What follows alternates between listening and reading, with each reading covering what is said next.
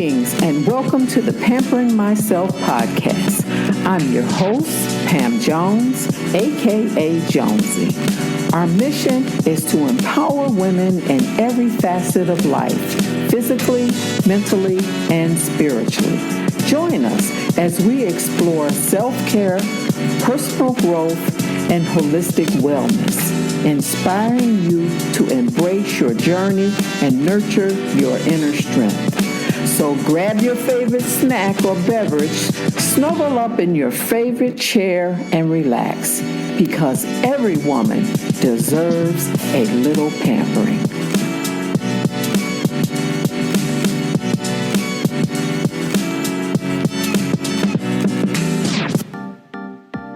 In recognition of Father's Day, we're honored to bring you this special Encore presentation.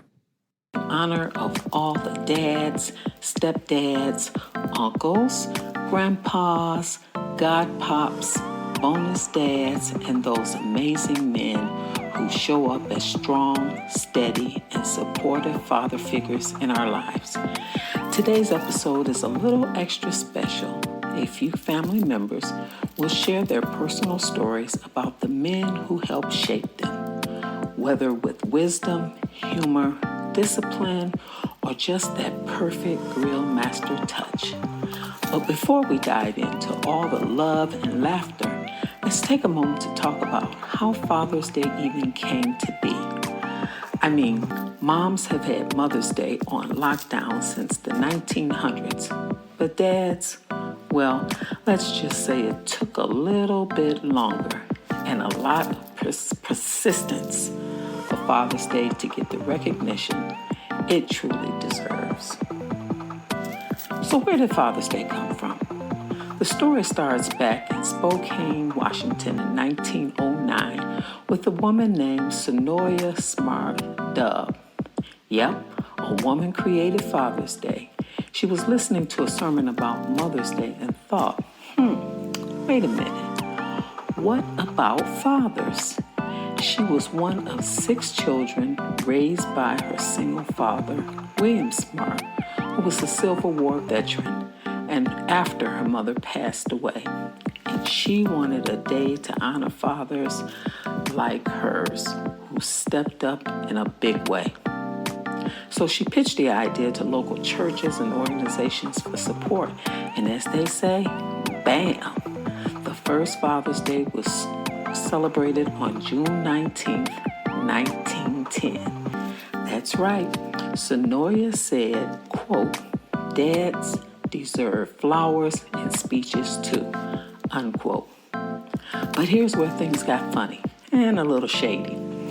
While folks warmed up to the idea over time, some people joked that it was just another holiday made up to sell ties and tools. Meanwhile, Father's Day was out here in the back row like, I like a little love too, please. It actually took over 60 years before it became official. In 1966, President Lyndon B. Johnson issued the first presidential proclamation designating the third Sunday in June as Father's Day. But it wasn't until 1972, you heard me, 1972, that President Richard Nixon finally signed it into law as a permanent national holiday. So in short, dads had to wait a bit, but their day finally came. And thank goodness for Sonoya Smart Dub, right? What does Father's Day really mean? Now, gifts are great. Nothing wrong with a brand new set of socks or a backyard barbecue. But at the heart of it, Father's Day is about acknowledgement. It's about saying thank you for your guidance. Thank you for your presence. Thank you for every check your oil. Be home before dark, and I'm proud of you. Whether your father was the quiet type, the corny joke king, the coach, the mentor, or the man who taught you how to be strong and soft at the same time, Father's Day is about remembering that love shows up in many forms. Now, I know not everyone grew up with a traditional father figure, so today's also a beautiful moment to honor the stand-ins, men who chose to love, teach, protect, and encourage. Sometimes that's an uncle, a neighbor, a teacher, or a big brother who became the rock you needed. Fatherhood isn't just about biology, it's about responsibility, compassion, and consistent love. So as we celebrate Father's Day, with all the grilled smoke, laughter, and heartfelt I love yous, I hope you'll pause to remember or reach out to the men who've made a difference in your story. And now, speaking of stories, here are a few of my family members who were kind enough to share a few of their favorite memories. What can I say about my pappy? That's what I've called him since I can remember. Not even sure where that came from. My mom, maybe. I don't know. But anyway, my pappy. I would say I was a daddy's girl coming up. He always worked 2 jobs, wasn't around as much as I would like, but he was always around when it counted. You know, holidays, graduations, any of the pivotal life milestones. He was always larger than life to me for some reason. I looked at him as Superman. I would hang on to his every word. He seemed to have the best stories. Being a cop, I wouldn't say he brought his work home, but he definitely instilled a sense of awareness and strength by learning from others' mistakes. He used their stupidity to teach me how to think about things that most people overlook and make better choices for myself. He never sugarcoated anything. I was taught early on as a child how to handle firearms, what to do in emergency situations, how to react, who to reach out to for help, and in what order. Those things were instilled in me like muscle memory. I was all but tough until that one day, which brings me to one of my most memorable memories. I recall getting into a fight with the little boy down the street. He had beat me up, of course. So naturally, my instinct is to run home and go get Superman. I'll be back with somebody bigger and badder, and we gonna handle this. Walk into the house, screaming, crying. He come out, what you crying for? I let him know, Jason down the block. Jason just beat me up. He said, oh, no. I'm not raising no punks. This what we gonna do here. You about to go back down there, and you gonna have to defend yourself and stand up for yourself, and you let Jason know he don't just be hitting on you like that. Man, terrified. That's exactly what I did. I walked out that door, went down that street. Soon as I saw Jason, I just remember just swinging. Next thing I know, he getting up, screaming, crying, running to his house. I take off back home, running in the house, this time with a big old cheese on my face. Daddy, guess what? I beat him up. I sure did. My dad always wanted to make sure that we had whatever tools we needed to protect and take care of ourselves. He always dropped jewels on me. Would still say he's Superman, but now he's known as the fixer. Any problems, any situations, any issues, he's always been there to help me out and help me through them. Most of the time, just take care of it for me. But for that, I'm forever grateful. Thanks, old man. Happy Father's Day. My father died on September 9th, 1985. It was the 9th month, the 9th day, 9 days after I turned 9. And as someone who considers herself a bit clairvoyant or claircognizant and a bit of an empath, it really did have a tremendous impact on me psychologically. I remember waking in the middle of the night and just knowing that he was going to die. And my mother, God bless her, she let me call him, or she dialed him. And I told him not to go to sleep. I said, Dad, don't go to sleep, because if you go to sleep, you're not going to wake up. Now, him knowing what was happening, the inevitability of his passing, he didn't tell me.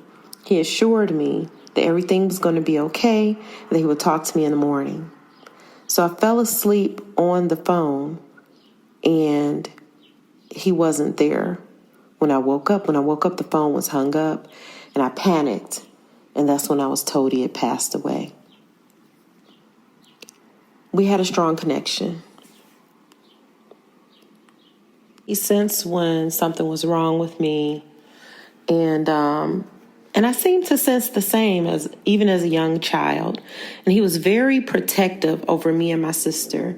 He was just a pretty cool dude, and it's weird to think that he only lived to 27 years old. You know, my son now is older than my dad was when he passed away. And so, you know, the fact that I have these amazing memories of him, and that I only had him for 9 years of my life is really something that I find pleasure in holding on to. I feel like we're still in conversation.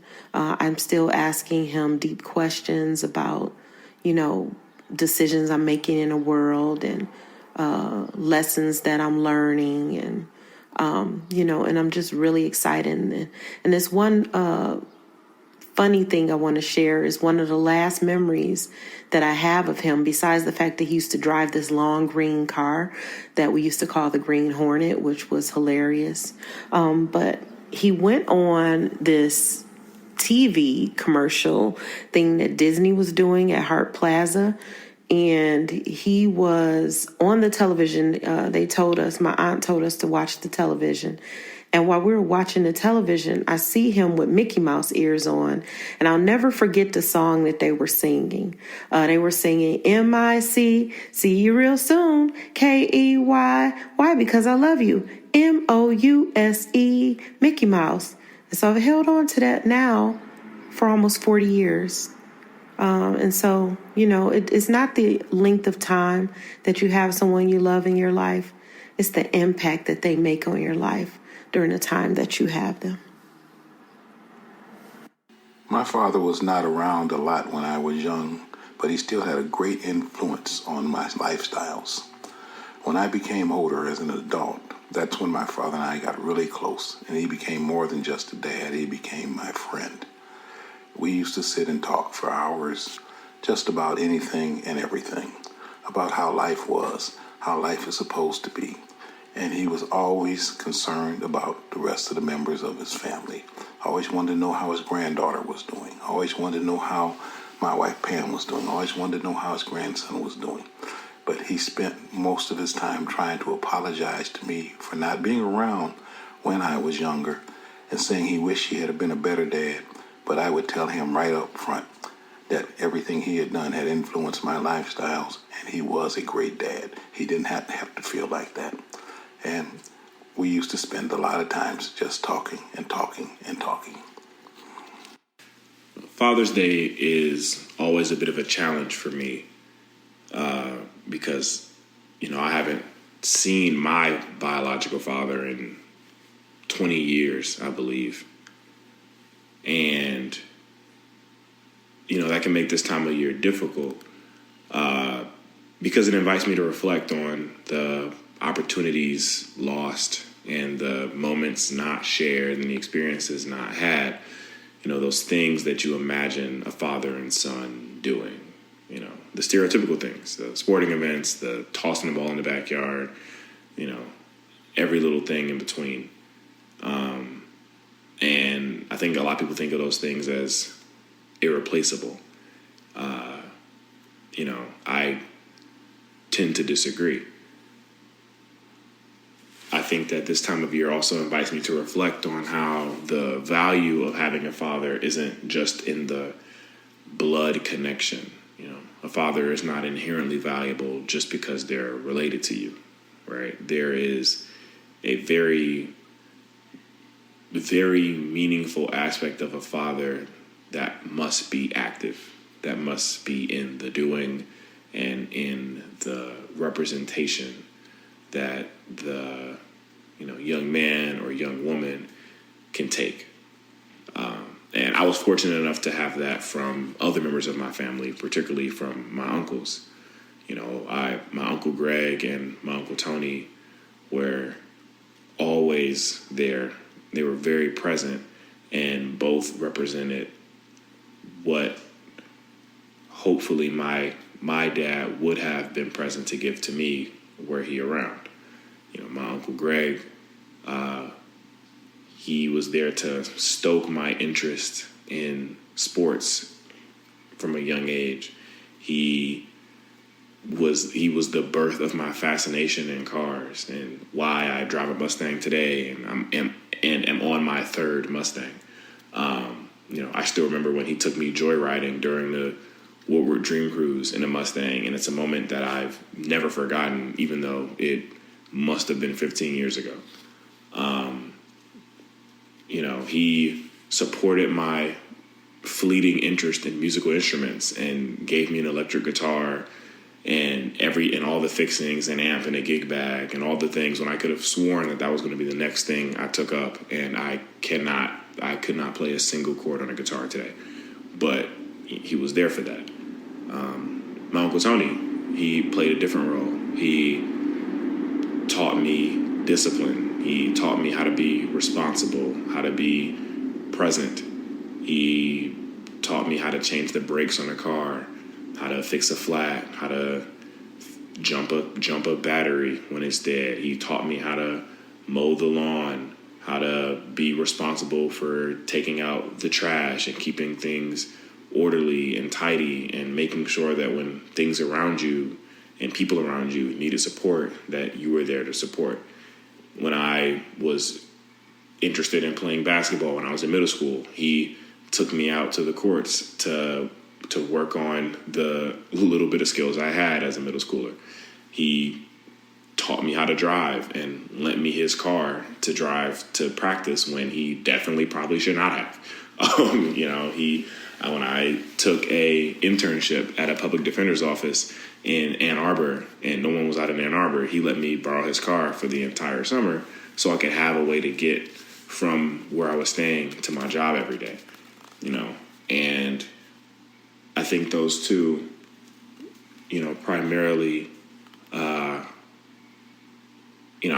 eternally grateful for them, for always being what I needed them to be, even when I didn't know.